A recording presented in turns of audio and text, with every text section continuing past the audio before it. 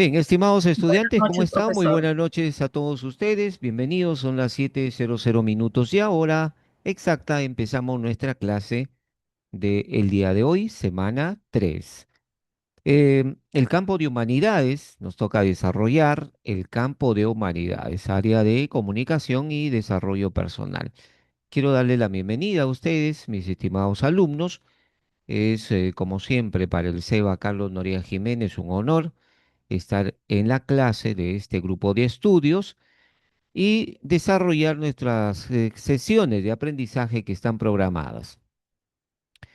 Voy a dar como siempre las reglas de la clase. Esto es importantísimo en todo tipo de actividad, acción que uno haga, siempre hay reglas. En el caso de la clase también hay reglas. Estas son las reglas de la clase. Hay que ser puntual, apagar el micro, apagar la cámara de su teléfono. Levanta la mano para participar. Ahí en el aplicativo Zoom que están ustedes utilizando, pueden levantar la manito para participar. Bien, mis estimados alumnos, estamos en la unidad número 1. El campo se llama Campo de Humanidades. El campo de humanidades está conformado por las áreas de desarrollo personal y ciudadano, la área de comunicación y el área de arte y cultura. Eso corresponde el área de o el campo de humanidades. Estamos en la unidad número 1. Valoramos y protegemos nuestros derechos. Hemos estado hablando con ustedes en estas semanas. Hemos desarrollado dos actividades importantes que hablan justamente de valorar y proteger nuestros derechos. Todos nosotros tenemos derechos. Derechos que son innatos, derechos que el tan solo hecho de ser un humano nace ya con algunos derechos que son reconocidos por los países y por la Declaración Universal de Derechos Humanos. El tan solo ser una persona, tenemos derechos ya inalienables, ¿sí? Irrenunciables, derechos que son innatos de nosotros, de los humanos. Y por eso debemos valorar y proteger esos derechos. En la actividad número 1, desarrollamos una postura ética frente a la violencia, ¿no? Nadie debe tolerar la violencia y nosotros debemos asumir una postura ética, moral, condenar algo violento, tenemos que condenar, tenemos que denunciar situaciones de violencia, lo tenemos que recriminar porque la violencia obviamente no es buena. Entonces, eso lo hemos visto, lo hemos analizado, hemos hablado un poquito en la actividad número 1 y luego desarrollamos la actividad número 2 en donde explicamos el origen de los derechos humanos. Hemos hablado en la clase anterior cómo es que los seres humanos no hemos vivido, no hemos nacido dentro de la historia con derechos. Esos derechos se han ido adquiriendo conforme ha pasado la historia, conforme ha vivido las generaciones, conforme se han desarrollado los países, conforme se han desarrollado las sociedades. Ahora tenemos derechos, pero nuestros antepasados no han tenido derechos. Hemos hablado aquí mismo en el Perú cómo es que se explotaba en el Putumayo a nuestros hermanos indígenas de una transnacional, de una empresa inglesa, cómo explotaban a nuestros hermanos indígenas. Ellos no tenían derecho, eran tratados como animales. De igual manera, hemos visto en la época del Imperio Incaico, por ejemplo, cuando colonizó, cuando nos invadió España en el Perú, ¿no? Nos invadió España el Perú. Igual los incas eran considerados como personas de segunda clase y de tercera clase que no tenían derechos ni privilegios. Solamente los señores españoles tenían esos derechos. Mírenme. Y hemos Buenas hablado noches, también, Antonio. hemo- Disculpe, no he podido por el hemos viaje, hablado estaba haciendo también, un detenido de internet. por favor, no interrumpan la clase. Hemos quedado bien claro, no interrumpan la clase, por favor. Entonces, hemos hablado también, mis estimados estudiantes, en la época, por ejemplo, cuando trajeron esclavos españoles, perdón, esclavos negritos de África, fueron traídos aquí al Perú y muchos de ellos los ubicaron en las plantaciones agrícolas en Ica, para ser exacto. Y ahí hay poblaciones de los hermanos con la piel negrita y que fueron traídos como esclavos.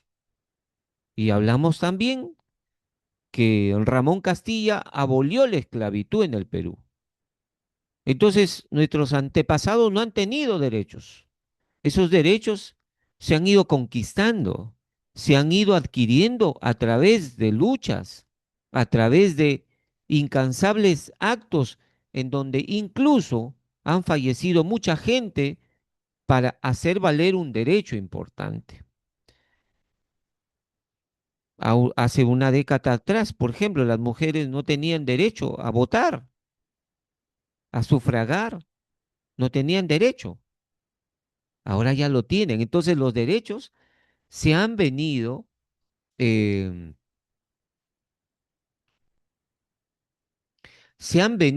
mis estimados alumnos, ¿no? Los derechos se han venido conquistando, han venido adquiriendo de acuerdo cómo ha ido avanzando. Ahora ya no hay esclavitud en ninguna parte del país y en ninguna parte del mundo. No hay esclavitud, ¿no? Ya todas las personas que nacen en la actualidad nacen con derechos, ¿no? Nacen con derechos ya. Esos derechos no se han adquirido. Y eso hemos explicado en la actividad 3, en la actividad 2. Ahora nos toca la actividad número 3. En esta actividad número 3, mis estimados alumnos, en la actividad número 3 vamos a hablar sobre proteger los derechos humanos.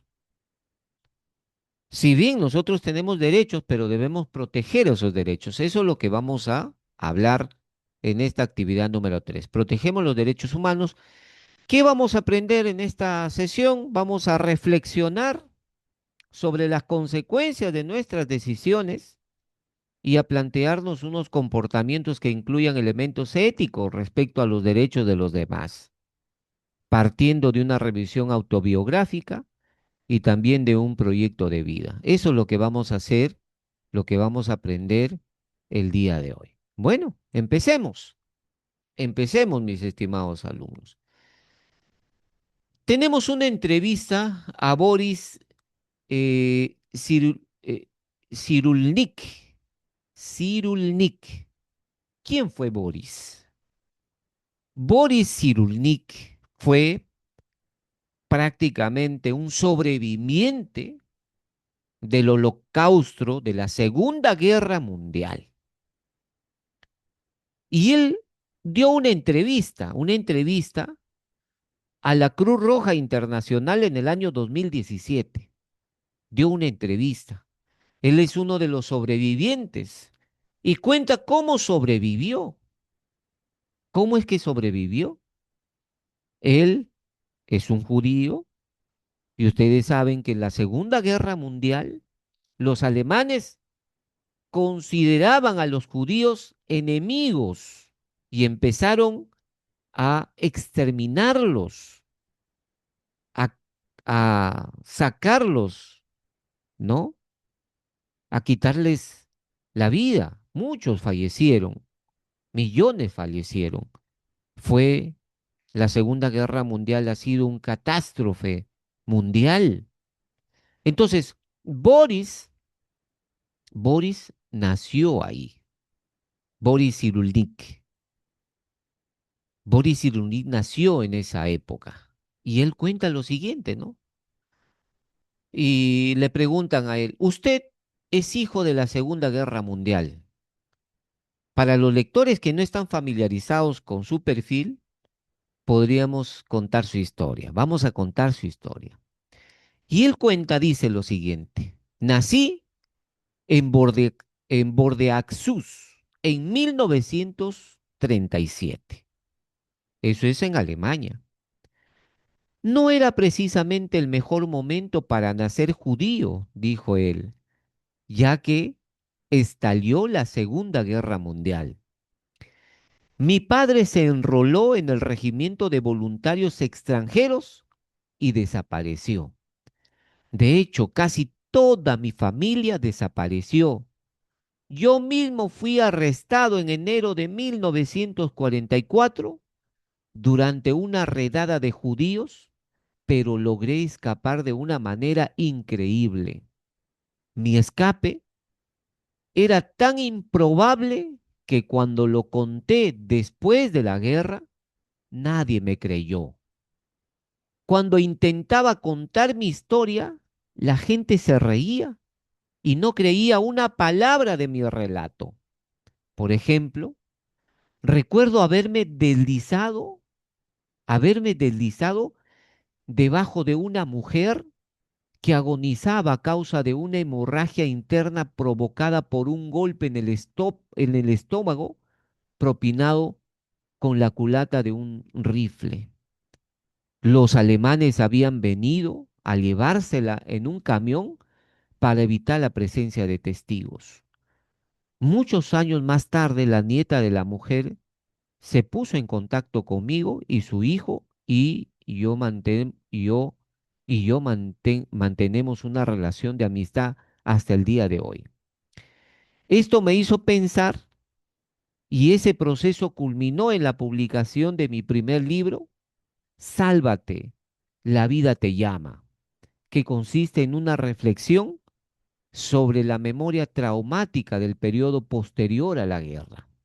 Esto es un relato que fue dado por Boris en el año 2017, que es un sobreviviente a la revista de la Cruz Roja Internacional. Entonces, ¿qué tan cruel ha sido la violencia en el mundo? Y uno de los episodios más violentos registrados en la historia del mundo es justamente la Segunda Guerra Mundial. La Segunda Guerra Mundial básicamente se inició por situaciones ideológicas, porque los alemanes pensaban que ellos eran una raza superior y que no había otra raza igual a ellos. La raza alemana era, según su creencia de los alemanes, era la raza aria, era la raza superior a todas las razas del mundo. Y en Alemania han vivido millones antes de que llegue al poder Adolfo Hitler, han vivido millones de manera pacífica muchos judíos que vivían en Alemania. Y cuando esta persona, Adolfo Hitler, llega al poder, ahí es donde se desata la Segunda Guerra Mundial por situaciones meramente ideológicas, pensando, haciendo creer a todas las personas que la raza aria, la raza alemana era superior a todas las razas. Y empezó a, a exterminarse a la raza judía o a los judíos. Los judíos eran tratados como animales, era una violencia abismal. En ese contexto nació y vivió Boris Cyrulnik, en ese contexto. Y él cuenta cómo se salvó. Se salvó porque se puso debajo de una mujer que lamentablemente había sido violentada por los alemanes. Son situaciones vividas en el mundo que son terribles, ¿no? Son muy terribles.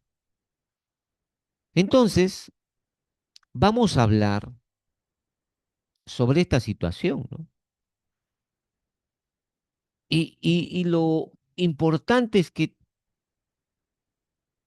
tanto en la unidad uno, en la actividad uno como 2, hemos hablado sobre la violencia, ¿no? Que vulnera el respeto a los demás. Y en ese contexto de violencia, pareciera que ello es irreversible, ¿no? Pero sin embargo, nos encontramos en circunstancias donde a veces las situaciones negativas que suceden se pueden revertir. La Segunda Guerra Mundial no fue eterna.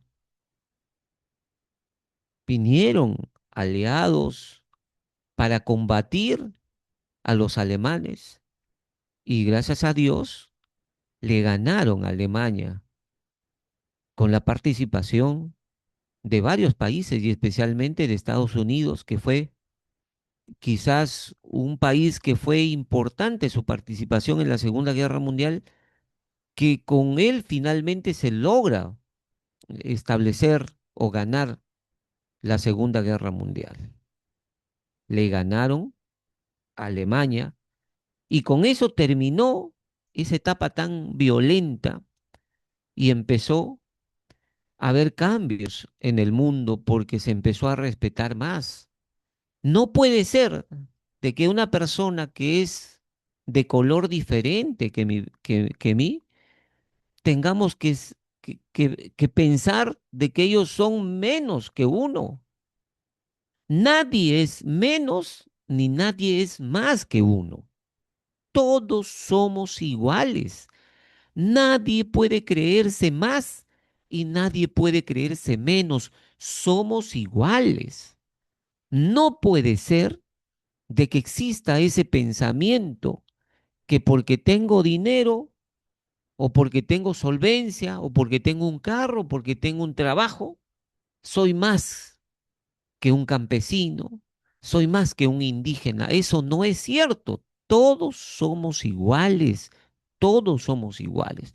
Y lo que ocurrió en la Segunda Guerra Mundial fueron hechos básicamente ideológicos pensando que un, una cara, un color de cara es más que otro color de rostro. Eso es lo que sucedió.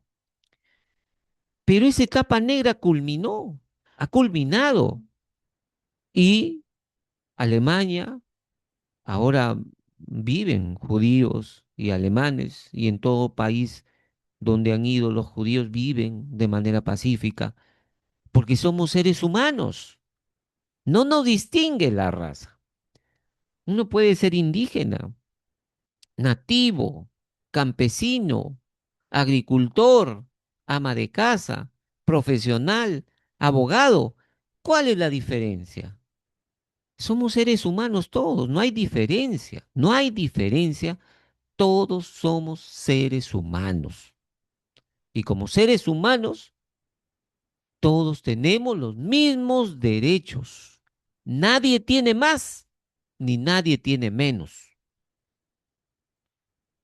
Entonces, estimados alumnos, debemos comprender de que debemos hacer respetar nuestros derechos. Nadie somos más ni nadie somos menos, somos iguales.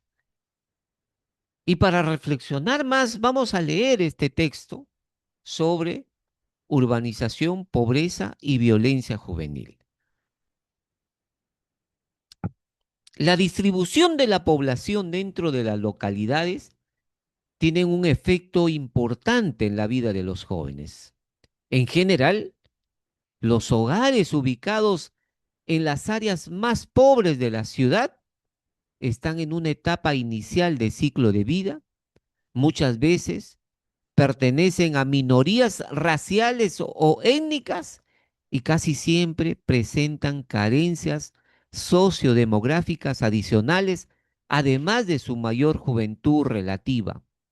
Como consecuencia, los jóvenes residentes en estos espacios están más aislados de las oportunidades socioeconómicas y en el tejido urbano y enfrentan más desafíos en su desarrollo y transición a la adultez de los que residen en áreas afluentes o no segregadas. Esta concentración espacial de la pobreza es preocupante para la vida de los jóvenes. Entre los efectos se ha destacado el bajo rendimiento educativo, la deserción escolar, el desempleo, el subempleo, la mayor fecundidad adolescente, la violencia y la criminalidad. Por otra parte, otros estudios afirman que los pobres están alejados de los lugares donde se produce la oferta de empleo formal, lo que revela la falta de oportunidades en ciertos espacios de la ciudad. Este texto lo que nos trata de decir es que en las ciudades grandes, pequeñas, siempre hay, por ejemplo, asentamientos humanos, urbanizaciones, asociaciones, en donde, por lo general, esos sitios no tienen mucha atención de las autoridades. Y ahí es donde se genera focos de pobreza y de violencia, pandillas, personas que, como no tienen qué hacer, empiezan a delinquir, a la delincuencia, a asaltar. Eso es lo que nos trata y lo que se ve en muchos de las ciudades del país. Ciudades grandes, por ejemplo, Lima. En Lima, en las zonas periféricas de Lima, de los principales distritos que conforman la provincia de Lima, vemos en esos distritos que en las periferias, asentamientos humanos, en las asociaciones, que son los que se encuentran alrededor de las zonas urbanas, es donde mayormente se presenta la violencia, la falta de respeto, la delincuencia en esas zonas. Entonces, tenemos que analizar eso también, porque en esta unidad lo que nosotros buscamos, en esta unidad, es que se respeten los derechos humanos. Entonces, esas poblaciones en donde están los asentamientos humanos, poblaciones marginales, poblaciones sin atención, allí es donde debe poner mayor esfuerzo las autoridades para atenderles y para darles mejores condiciones de vida, ¿no? Pero sin embargo no es así. Entonces la violencia en los jóvenes es real y la violencia genera impactos sociales negativos, ¿no? Impacto social. Entonces la violencia en la juventud es real. Vemos nomás aquí nomás, cuando hay partidos de fútbol, como los hinchas, los llamados hinchas, las barras bravas que se llaman, ¿no? Y realmente son bravos. Las barras bravas sí que hacen mucho daño, generan mucha violencia, causan muertes. Y solamente por defender una ideología, que mi equipo es mejor que, que tu equipo, que tu equipo no vale igual como mi equipo. Y esas ideas trastocadas, esas ideas de idealizar a un equipo de fútbol que uno es más, uno es menos, empiezan los enfrentamientos hasta con palos y con herramientas, con algunos objetos que podrían ocasionar una lesión gravísima, se enfrentan en las calles, no respetan a nadie, van por las calles con piedras, tumbando lo que hay, agarrándole a pegarle al que le encuentran, rompiendo vidrios, rompiendo puertas y así. Eso ya no es correcto. Si ustedes tienen familiares que son parte de barras bravas, aconséjele pues, que eso no es la salida para los jóvenes. Los jóvenes tienen que buscar nuevas aspiraciones, nuevas ambiciones. Eso no. Solamente por ideas que mi equipo es mejor y que tu equipo es malo y que tu equipo es bueno y que tu equipo es malo, que mejor tiene los jugadores, que tú no tienes jugadores que yo, empiezan los enfrentamientos de las barras bravas generando violencia y causan mucho estrago, causan muchísimo estrago las barras bravas. Eso es violencia. Entonces, debemos evitarlo porque esas personas, haciéndose pasar por hinchas de un equipo, se convierten en delincuentes. Ahí nos toca orientar a los jóvenes que la violencia nunca trae algo positivo. Jamás trae algo bueno la violencia. Jamás de los jamases. Nunca la violencia va a traer algo positivo. Puede pasar de que la policía los enfrente, los confronte y pueda suceder situaciones graves como las que han sucedido. Granadas, bombas lacrimógenas, rochabús. Obviamente la policía está en su deber de pacificar esa situación, ¿no? Generada por barras bravas. Entonces, uno tiene que construir su identidad. Si ustedes tienen, mis estimados estudiantes, tienen familiares que están en ese mundo de la pandilla, de las barras bravas, es el momento de aconsejarles que la violencia nunca les va a llevar por un buen camino. Jamás la violencia los va a conducir al éxito. La violencia los va a conducir al fondo de un hoyo. Eso es lo que va a hacer la violencia y lo que hace la violencia. Por lo tanto, todas las personas debemos construir una identidad propia que no dependa del grupo, que no dependa del grupo. Lo que hacen algunos jóvenes. Me junto con jóvenes violentos, aprendo a ser violento. Me junto con personas de mal vivir, aprendo cosas de mal vivir. Me junto con personas dedicadas a la delincuencia, aprendo fechorías. Eso es lo que tenemos que tener en cuenta. Y ese ejemplo de las barras bravas o las pandillas es un ejemplo para darse cuenta que dime con quién andas y te diré quién eres. Un dicho que lo hemos escuchado mucho. Dime con quién andas y te diré quién eres. Y yo le digo, dime con quién andas, ando con las pandillas. Y te diré quién eres. Allá, eres un violento, eres un irrespetuoso, eres una persona que hace daño a la gente. Fíjese, se dan cuenta, ¿no? Dime con quién andas y te diré quién eres.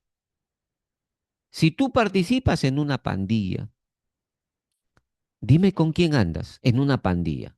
Allá, te voy a decir quién eres. Eres violento, eres malvado, eres una persona que está haciendo, atentando contra la gente, respetuosa, generando caos. Fíjese, dime con quién andas y te diré quién eres.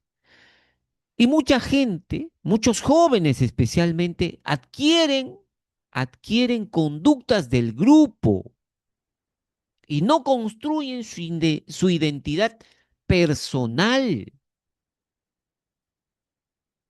Nosotros tenemos que enseñarles a nuestros alumnos y a nuestros hijos que debemos construir nuestra propia identidad nosotros mismos y no depender del grupo.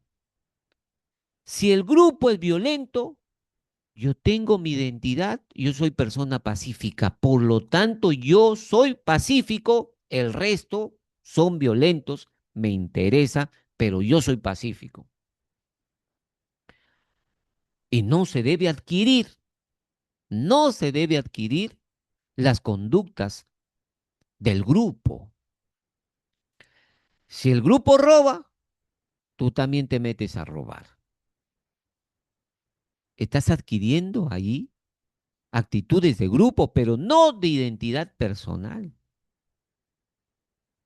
Si tú causas daño a la gente, si el grupo hace causa daño a la gente, tú también te estás involucrando en causar daño a la gente. Entonces, examinar el contexto en que vivimos, en un espacio que hay violencia, ¿sí?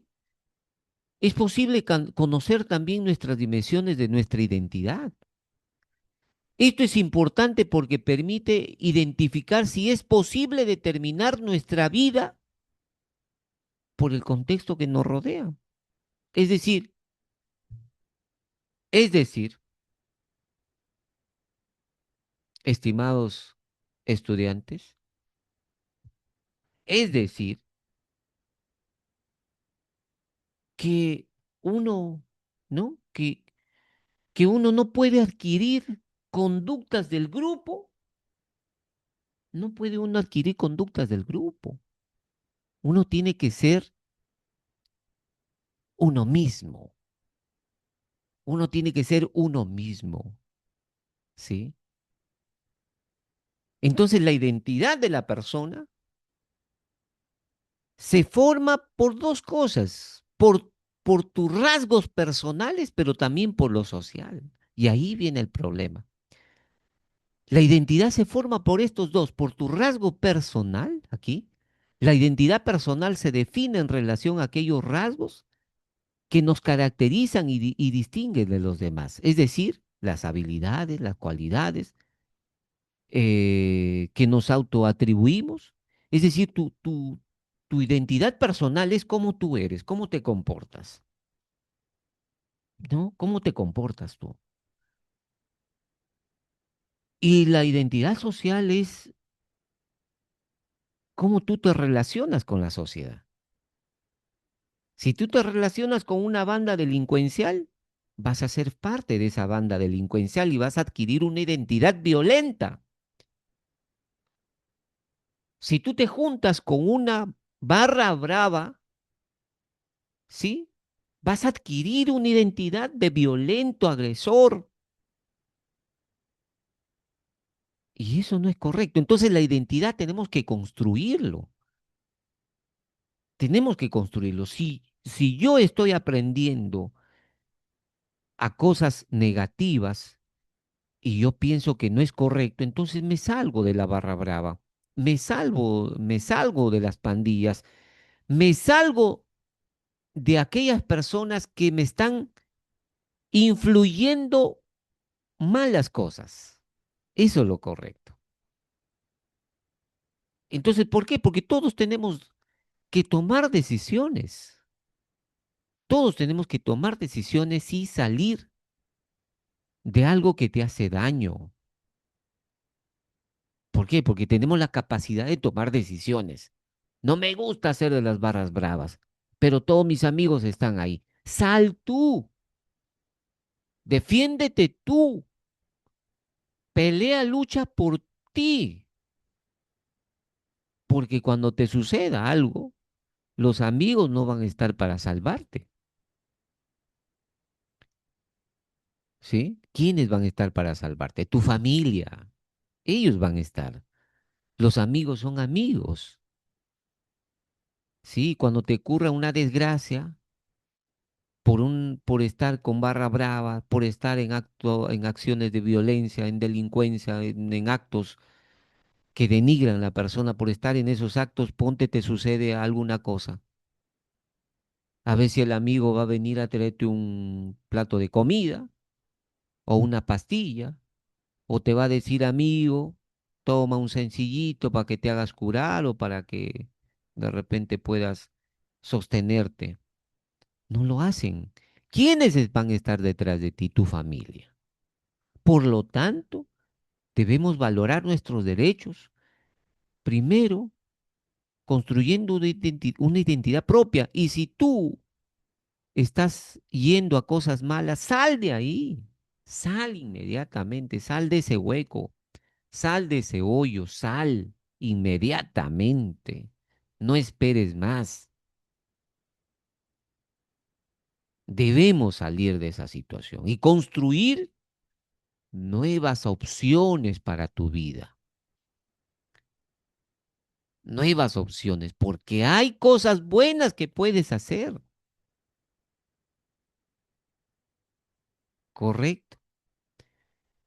Y aquí tengo algunos testimonios de jóvenes acerca de sus proyectos de vida, porque no todo está perdido, ¿no? Siempre hay cosas buenas que hacer. Y vamos a compartir este texto. Quisiera tener plata e irme a otro lugar ya, nos cuenta. Esto le hemos sacado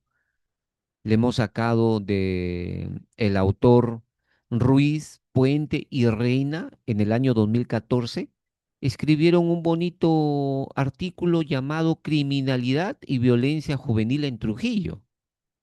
De ahí le hemos sacado este texto y dice lo siguiente, esto es contado por una persona em, que tiene 34 años y que tiene 24 años, ¿no? Por dos personas, uno Roberto y otro se llama Ricardo. Roberto tiene 24 años y Ricardo tiene 34 años. Ya, son jóvenes. Pero vamos a contar qué es lo que nos dice. Roberto de 24 años dice, quisiera tener plata e irme a otro lugar ya. O sea, todo distinto. No encontrar todos los días lo mismo. Si tuviera plata, me iría de este lugar ya. Dejar todo atrás. Comenzar de nuevo. Comenzar de nuevo. Ir, si tuviera mi hijo, mi esposa, ir a otro lugar, a otra ciudad, donde nadie te conoce ni te señale. Trabajar en algo ya. Hacer las cosas bien. No estar escondiéndome. No estar de miedo, ni andando volteando para atrás, dice Roberto, de 24 años. ¿Qué dice Ricardo, de 34 años? Robar para mí es rutinario, hasta que la vida me dio otra oportunidad cuando recibí un balazo. Escuche, yo estuve a punto de la muerte y creo que fue un aviso que me dieron Dios para cambiar mi vida, sobre todo. Y ya desde hace 5 años que me dio ese aviso, ya no lo hago nunca más. Prometí no hacerlo.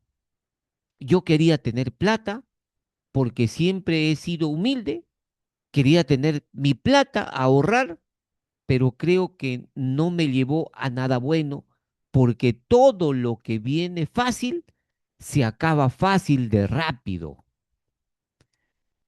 Quisiera tener mi plata, tener un carro, aspiraba a eso, tener cosas, pero te digo que las cosas así no surgen, no duran. Yo solo me di cuenta, amigo, cómo es mi vida. Me comencé a dar cuenta y dije, estoy haciendo mal. Tantas vergüenzas que los hice pasar a mis padres. También digo, les hice pasar y a raíz que recibí un balazo casi por la columna y de milagro pude caminar. Yo me encomendé al Señor de Ayabaca, yo soy su ungido, soy devoto y en 5 años ya no pasa nada. Eso es lo que cuenta Ricardo, que tiene 34 años, que han vivido sumidos en la violencia,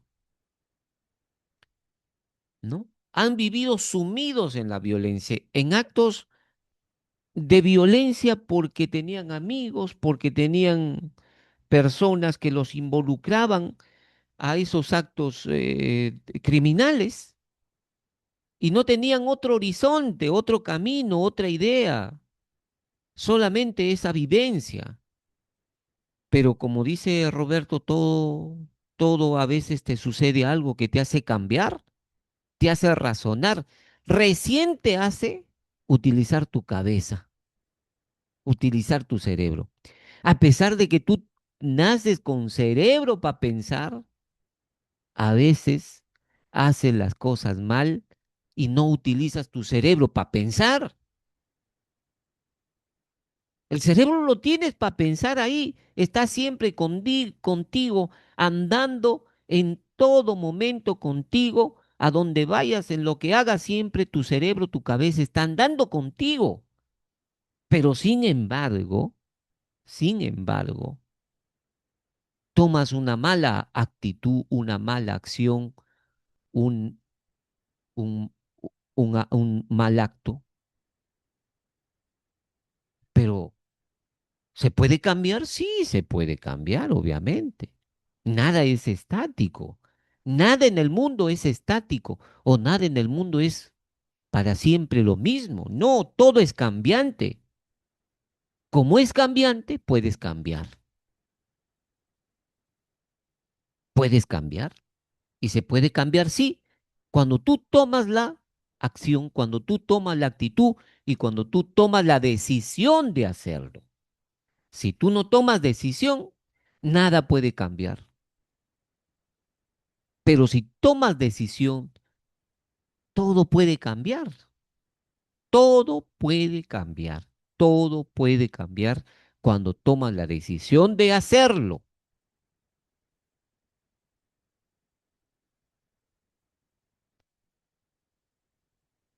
Entonces uno tiene que ponerse metas, proyectos en la vida. ¿Y cómo es el proyecto de su vida de ustedes estudiantes? A mí me parece que ustedes están construyendo un proyecto de vida muy importante. Por ejemplo, estudiar. Por ejemplo, superarse. Por ejemplo, terminar su secundaria. Por ejemplo, terminar su secundaria para iniciar tu superior. Por ejemplo, terminar su secundaria para obtener un trabajo con mi certificado de estudios. Eso es un proyecto de vida interesante y que todos debemos tener un proyecto de vida. El proyecto de vida es qué quiero lograr en mi vida. ¿Qué quiero en mi vida? O lo dejo pasar todos los días sin hacer nada, sin luchar, sin hacer algo. O lo dejo pasar. Que pasen todos los días, días y días, y no lucho por mí, y no lucho por mi familia, no lucho por mis hijos. Mi proyecto de vida significa luchar por algo que quieres, aquello en lo que eres bueno y puedes serlo y puedes aprender y que te dará bienestar y felicidad. Eso es tu proyecto de vida. Es decir, una meta que quieres alcanzar. Un proyecto de vida es una meta a 1 año, a 3 años, a 5 años. Una meta a corto plazo, 1 año, lo que quieres lograr. Una meta a mediano plazo, a 3 años. Una meta a largo plazo, a 5 años. Por ejemplo, ¿no? Tener y conservar un trabajo que me permita ahorrar. Una meta a corto plazo. Una meta a mediano plazo, estudiar una carrera técnica. Una meta a largo plazo, aportar en la alimentación y salud de mis padres y mis hermanos menores. Por ejemplo, es un meta. Pero todos debemos tener un proyecto de vida, o sea, mi proyecto de vida personal. ¿Qué es lo que quiero? A 5 años, a 1 año, a 2, a 3, a 4 años. ¿Qué es lo que quiero? Ponerse metas es importante, porque los que se involucran en actos negativos son los que no tienen metas en la vida, no tienen proyecto de vida, o sea, no tienen razón por qué vivir en todo caso y por qué trabajar y por qué hacer las cosas. No tienen razón, no tienen un proyecto que los inspire a seguir adelante, que los inspire a progresar. ¿Cuál es tu meta de ti? ¿Cuál es su meta de ustedes como estudiantes? Está bien, su meta, de repente a mediano plazo terminar la secundaria, sí, buena meta. ¿Cuál es su otra meta? No se queden ahí, avancen otra meta. Otra meta puede ser iniciar ya una educación superior, terminarlo. Otra meta en su vida, ese es su proyecto de vida. Entonces, busquemos proyecto de vida para tener por qué luchar. Si tú no tienes un proyecto de vida, una meta, no tienes por qué luchar y te levantas de la cama y te levantas por levantar, vives el día por vivir, pasan las horas por pasar y no lo aprovechas el día, no lo aprovechas la semana, no lo aprovechas el mes, no lo aprovechas el año. Los días, los meses, los años pasan por pasar y no lo aprovechas. Entonces, debemos tener un proyecto de vida. Ese proyecto de vida nos ayuda a salir de la violencia, nos ayuda a centrarnos como persona y nos ayuda a respetar nuestros derechos humanos, a valorarnos uno mismo, correcto.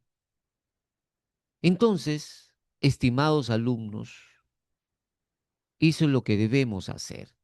Y acá leemos algo, ¿no? Quiero ser un chef, es un proyecto de vida de un estudiante. Y dice lo siguiente, mi nombre es William Martínez Cachay. Nací en Cajamarca. Cuando empecé la primaria en la escuela, obtenía bajas notas y recibía mucha incomprensión. Me llené de frustración. Al no sentirme bien, abandoné la escuela.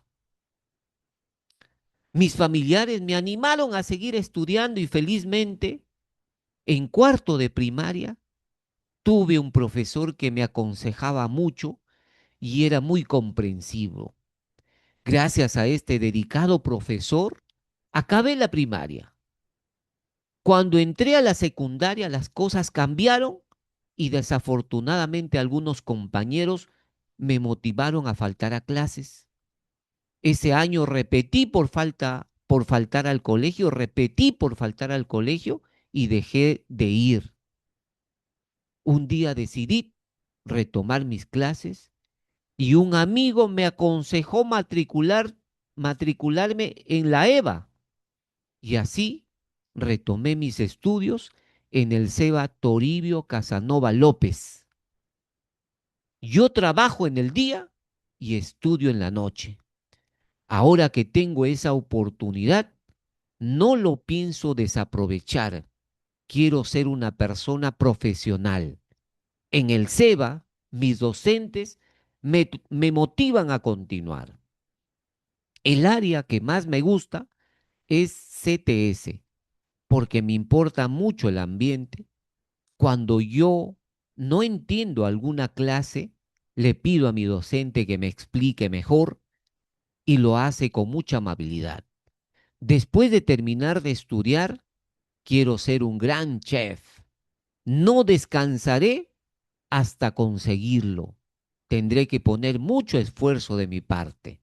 Yo sí puedo lograrlo, dice William Martínez Cachay, un estudiante de la educación básica alternativa, así como ustedes y como los alumnos que tenemos, que nuestros alumnos todos son adultos, mm, todos trabajan, todos se esfuerzan por seguir adelante y esa es la motivación que deben tener, que todos tenemos la posibilidad de cambiar el estilo de vida, todos podemos cambiar y mejorar cada vez más. Les animamos y les animo, estimados estudiantes, a seguir adelante, a seguir adelante. Y acá tenemos otra historia de vida, otra historia cuando uno se pone proyectos de vida, ¿no? Cuando uno se pone un proyecto de vida, una meta. Vamos a contar la historia de Hilario Díaz Peña, ¿no? Hilario Díaz Peña es lo que siempre quiso ser, un maestro. Y cuenta lo siguiente. Yo tenía 7 años cuando mi familia se mudó al caserío de San Andrés, cerca de Iquitos, en Loreto. Allí el profesor y la mayoría de niños hablaban castellano. Para mí fue chocante. Los maestros eran distantes y los niños que me gritaban cosas que al principio no entendía. Aunque fui aprendiendo el castellano, lo traducía desde la lógica bora y entonces lo que contestaba no tenía sentido. Repetí el tercer grado de primaria, me iba mal en la escuela hasta que me enseñó la profesora Norma Esther Díaz García, quien se dio cuenta de que yo traducía mis respuestas. Ella me enseñó que debía interpretar, nos cuenta. Pero llegar a convertirse en maestro no fue fácil. En su pueblo no había escuela secundaria. Debía caminar 2 horas y bajo la lluvia para llegar a otra escuela. Pero su interés por aprender lo ubicaba entre los mejores estudiantes. La economía familiar no permitió que pudiera culminar la secundaria. Por ello ingresó como voluntario al ejército.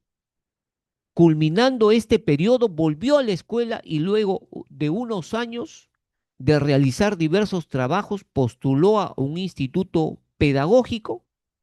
Me decían que estaba loco, que el loro viejo no aprende, pero fui terco e insistí porque me acordaba de mi escuela en San Andrés, de cuando veía al maestro pensaba, algún día seré yo quien esté ahí.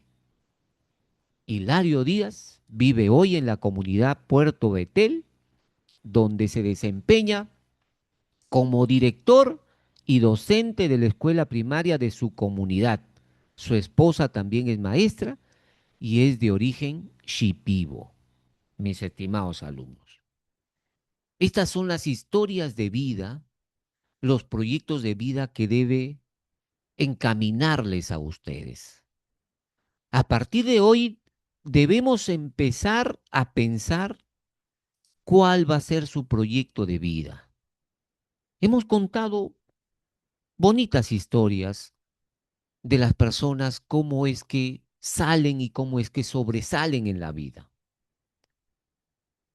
Siempre van a sobresalir, pero cuando toman la decisión, por ejemplo, de Hilario, ¿quién iba a pensar que iba a ser profesor? Pero logró ser profesor porque era su cariño. Ya ha pasado muchas cosas, pero logró ser profesor. La historia también de William Martínez, que quiere ser un gran chef y está estudiando para ser un gran chef. Ese es un proyecto de vida. A partir de hoy, mis estimados alumnos, deben plantearse ya qué quieren para su proyecto de vida. Lo tienen que hacer de manera personal, tienen que pensarlo bien, qué es lo que quieren para su vida, qué es lo que quieren lograr, qué es lo que quieren hacer. Debe ponerse bien claro para que el día de mañana empecemos ya a trabajar por ese proyecto de vida. Empecemos a hacer cosas para lograr ese proyecto de vida. Todo se puede lograr. Solamente necesita su decisión, con mayúscula. Decisión. Nada más. Decisión. Hilario Díaz se decidió, es profesor. Nosotros tenemos muchos alumnos ya profesionales que han salido, han sido egresados de nuestra institución. Y los animamos a todos. Todos pueden ser buenos ciudadanos, buenos profesionales, buenos padres, todo con decisión. Les animo entonces, mis estimados estudiantes, ya a tomar muy en serio su proyecto de vida, sus metas. Solo con eso podremos salir de la situación que estamos. ¿Correcto? Entonces, a partir del día de hoy, como ya meta deben ponerse cuál va a ser su historia, su proyecto de vida. ¿Correcto?